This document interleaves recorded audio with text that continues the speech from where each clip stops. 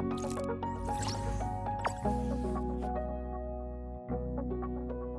name is Susan Box, and I'm the Director of Safety Claims and Risk for the Navy Exchange Service Command.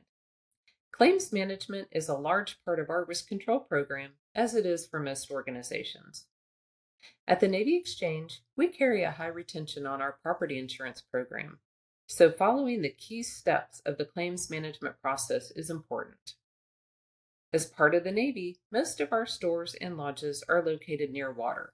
That means we deal with storm damage from hurricanes, tropical storms, and nor'easters quite a bit. Now, when we talk about managing these types of claims, one of the first things we do once the storm has passed, and we ensure all of our associates and their families are safe and accounted for, is we begin our investigation.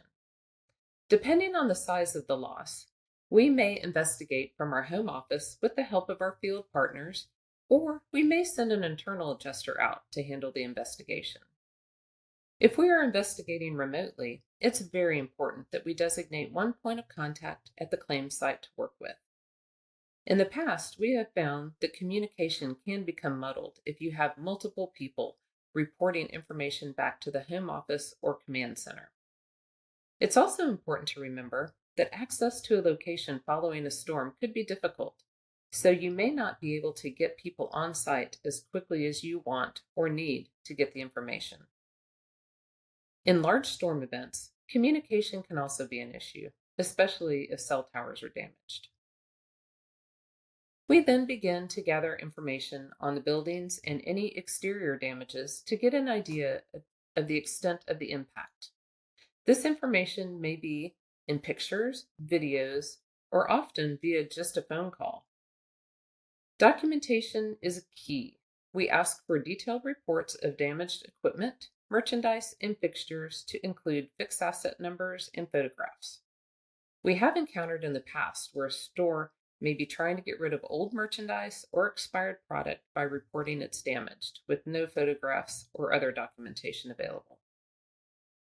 It's also important that the location keep track of labor used for cleanup, receipts for cleaning products, or outside service vendors that we may need to use on a larger claim. Although you want to trust your business partners, we always like to say trust but verify when it comes to documentation.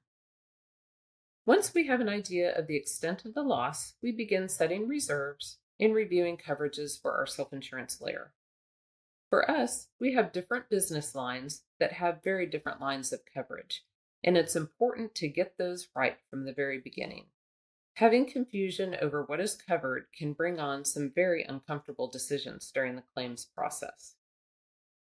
We also review how the location prepped for the storm.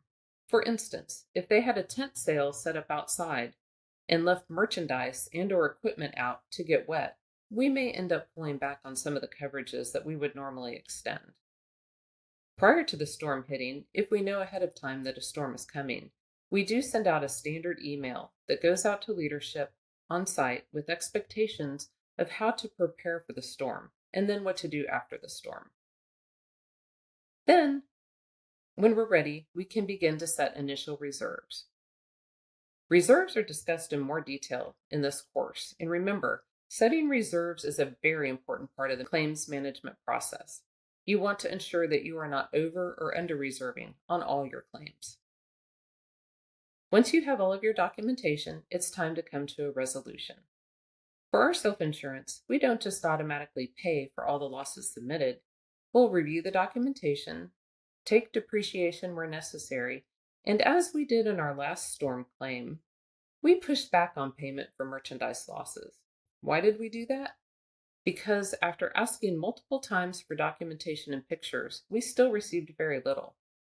So when the claim was finally settled and done, we had only paid for about 50% of the original claim.